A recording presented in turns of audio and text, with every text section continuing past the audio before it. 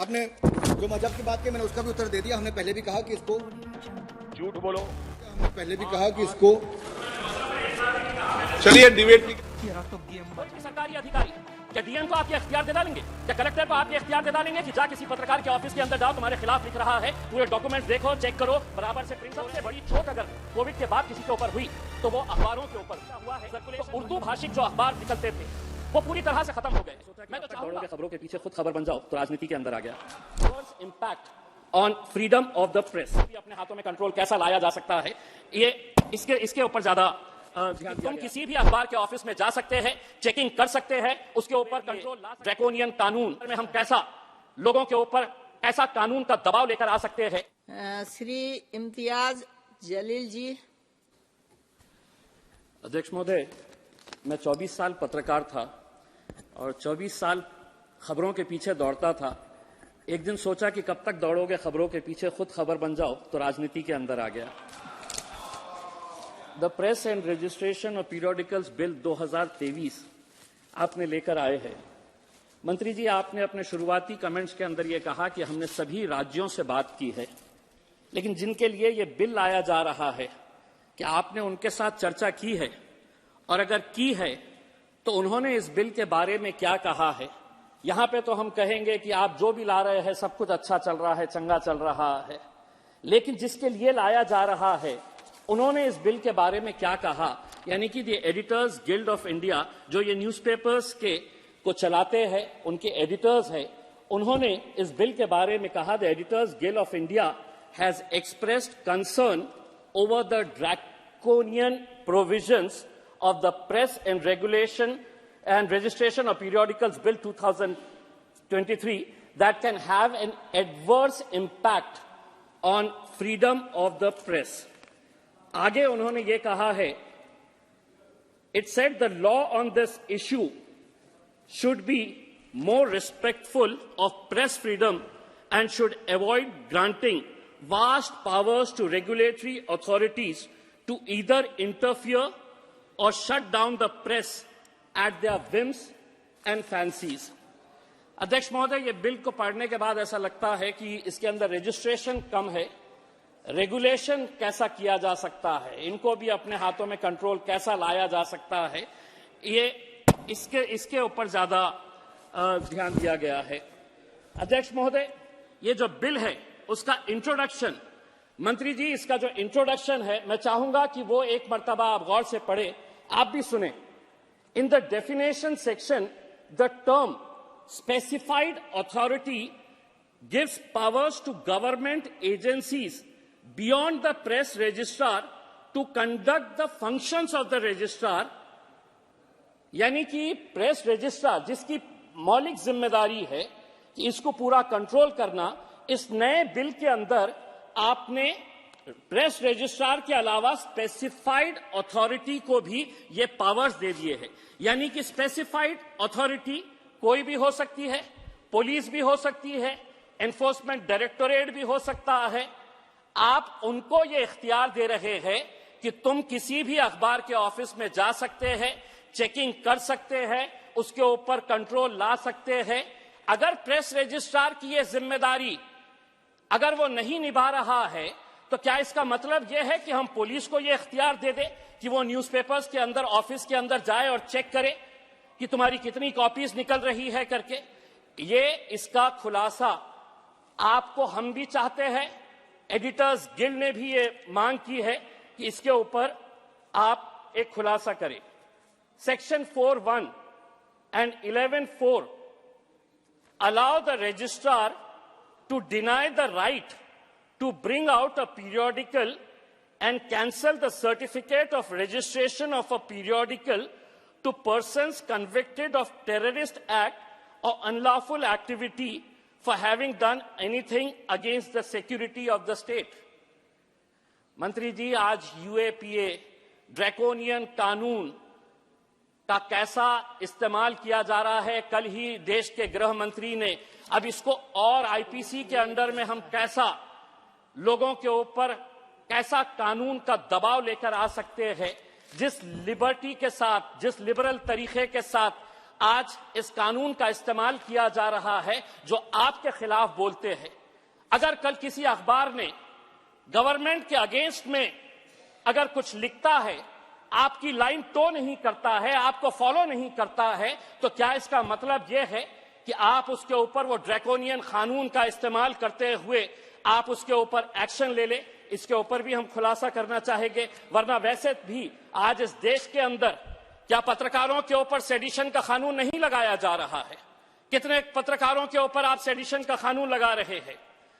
मैं एक और चिंताजनक जो सेक्शन है, section 6B, which gives power to the press registrar as well as other specified authority to enter the premises of a periodical to inspect or take copies of the relevant records or documents or ask any question necessary for obtaining any information required to be furnished.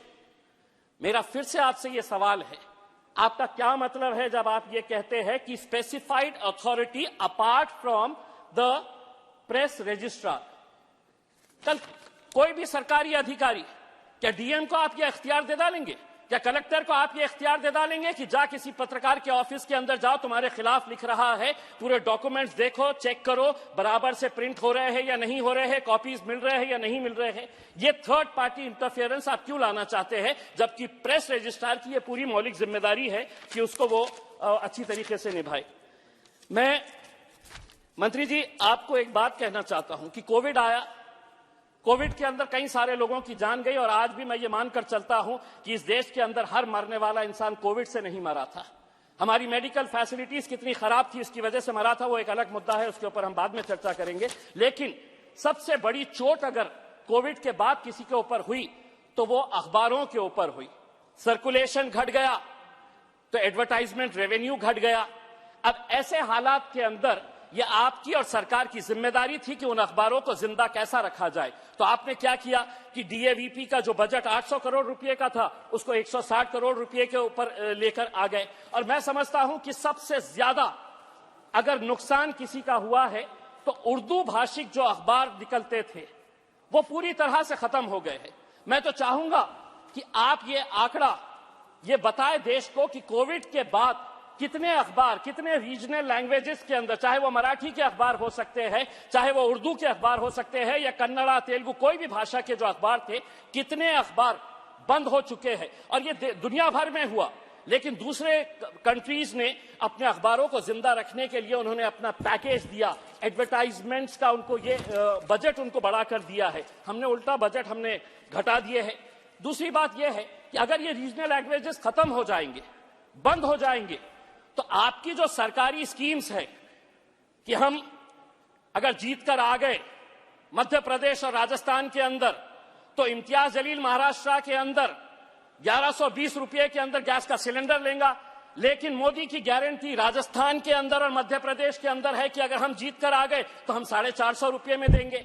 ये लोगों तक आपको पहुंचाना पड़ेगा और वो regional languages के जरिए ही। अगर रीजनल लैंग्वेजेस के वर्नाकुलर डेलीज अगर खत्म हो गए, बंद हो गए, तो आप सरकारी स्कीम्स वहां पर कैसे पहुंचा सकते हैं?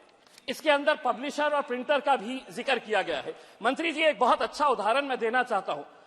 अध्यक्ष महोदय आप सुनिए, मेरे औरंगाबाद शहर के अंदर एक लड़की पिछले कई सालों से रिसर्च कर रही थी पीएचडी के लिए। वो रिसर्च करी, उसको पीएचडी मिल गया। जो उसकी थेसिस थी वो थेसिस किसी ने चुरा ली, उसकी बुक बनाई, ना उस बुक के ऊपर ना पब्लिशर का नाम है ना प्रिंटर का नाम है। और आप हैरान होंगे, ये बुक मेहनत बेचारी उस बच्ची ने की और वो बुक पूरे दुनिया के जितने भी इंटरनेशनल लेवल के बुक स्टोर्स है, जिसके अंदर अमेज़न है, वॉलमार्ट है, ईबे है, वर्ड टू वर्ड उस बच्ची का थीसिस कॉपी करके उन्होंने एक किताब बनाए। उस किताब के अंदर ना पब्लिशर का नाम है ना प्रिंटर का नाम है और ये बुक 5,000 रुपये से 10,000 रुपये आज भी वेबसाइट के अंदर। वो बच्ची बेचारी जब पुलिस के पास गई, कॉलेज में गई, यूनिवर्सिटी में गई कि ये मेरी मेहनत है, एक एक वर्ड टू वर्ड पूरा कॉपी करके, तो पुलिस को खुद नहीं पता है कि हम वॉलमार्ट तक कैसा पहुंचे, हम अमेज़न तक कैसा पहुंचे। तो इसके बारे में ये जो कॉपी राइट जो है वो कॉपीराइट अगर कोई पब्लिशर ऐसे ही कर देगा, बेचारी बच्ची का मेहनत यहां से खत्म हो जाएगी। दूसरा ये है, मैंने जैसा आपको ये बताया है, अभी एक साहब ने कहा कि कुछ अखबार जो है वो संसदीय भाषा का इस्तेमाल नहीं करते हैं। उन्हें करना चाहिए, बिल्कुल करना चाहिए। मैं भी पत्रकार था, लेकिन पहले हमारे संसद सदस्यों ने भी यह सोचना चाहिए कि संसद के अंदर क्या हम संसदीय भाषा का इस्तेमाल कर रहे हैं, और अगर नहीं कर रहे हैं तो उसके खिलाफ हम क्या कर रहे हैं, ये भी आपने बताना चाहिए। इस बिल के अंदर मैं मंत्री जी आपसे पूछना चाहूंगा, ये इसके बारे में क्यों नहीं जिक्र किया गया है कि आज हम जो डिजिटल मीडिया बहुत तेजी से बढ़ रहा है, अगर इसको कॉम्प्रिहेंसिव बिल अगर लेकर आना है तो आप इसके अंदर जो आज यूट्यूब चैनल्स, अध्यक्ष महोदय आपके भी शहर के अंदर कितने सारे यूट्यूब चैनल शुरू हो गए होंगे करके, अखबारों से ज्यादा अब हम फेसबुक व्हाट्सएप के ऊपर देख लेते हैं कि क्या खबर आई, किसी को इंटरव्यू देने का है तो हम, लेकिन क्या इसको हम रेगुलेट कर पाए? कौन ले रहा है इसकी जिम्मेदारी? क्या कोई रेगुलेशन है इसके लिए? कोई रेगुलेशन नहीं है। कोई भी उठता है, आता है कि कल के दिन मैं है तो अपना यूट्यूब चैनल स्टार्ट कर रहा हूं, स्टार्ट कर देता है। आप इसको भी इस बिल के अंदर अगर लेकर आते तो मेरे हिसाब से बहुत अच्छा होता।